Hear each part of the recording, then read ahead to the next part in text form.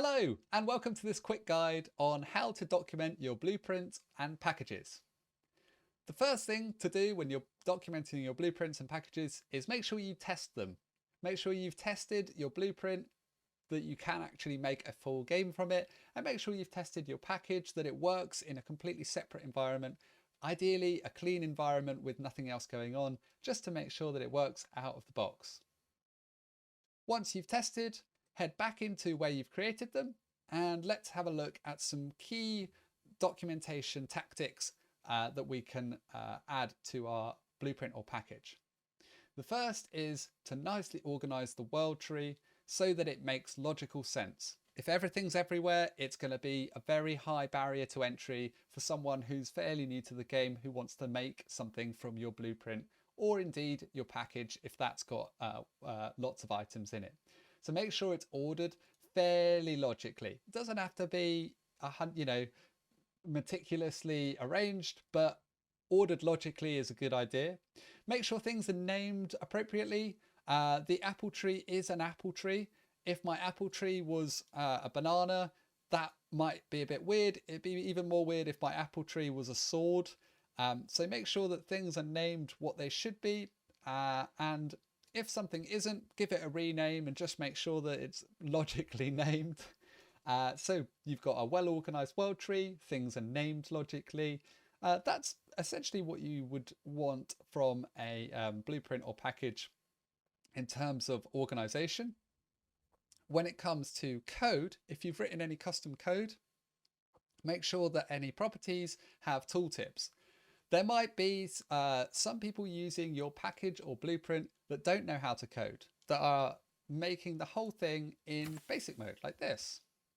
And so those tooltips are super handy for those people to know what things do without having to dive into your Lua scripts. That said, there will also be some people who want to use your package or blueprint and want to get their hands dirty with the code. So it's also a good idea to include a couple of comments. You don't have to comment every single line of your code. In fact, you're better off just commenting top level what each function does and maybe where the function is called from when it's set up in your blueprint or package. This is just so that people don't get lost when they're trying to navigate unfamiliar code. And also think about laying out your code in a nice way, logically, with some space, that kind of thing. Just giving your end user a chance to understand what's going on in your code. Make sure that any variable names are also named appropriately. Once you've commented your code and you've made sure your level structure is appropriate, it's time to think about the additional extras in documenting.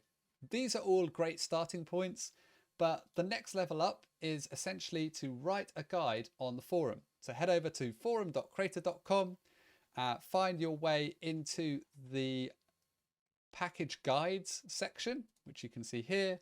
Click plus to create a new topic. Write the title of your package or blueprint and give some guidance for end users so that they can use your package or blueprint.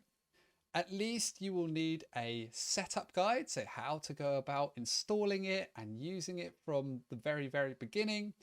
If you're not sure how to write one of those, go away and actually install or use that blueprint, install that package, and note down the steps you're taking whilst you're doing it, and then you just write them up in here. So you've got an installation guide, and then the next level up from that would be to add things like frequently asked questions, how to customize specific aspects of the package, or even going into things like screenshots, GIFs, videos of how to change things, move things around.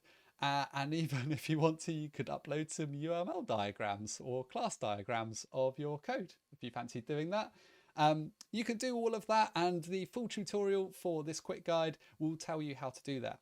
Once you've written up your guide in here that talks about how to use your package or blueprint, make sure that you create topic and publish it. Then head back into the game and make sure that your blueprint or package has been updated. I would strongly recommend uploading a bespoke image for your blueprint if you are creating a blueprint that gives a clear idea of what that blueprint is doing.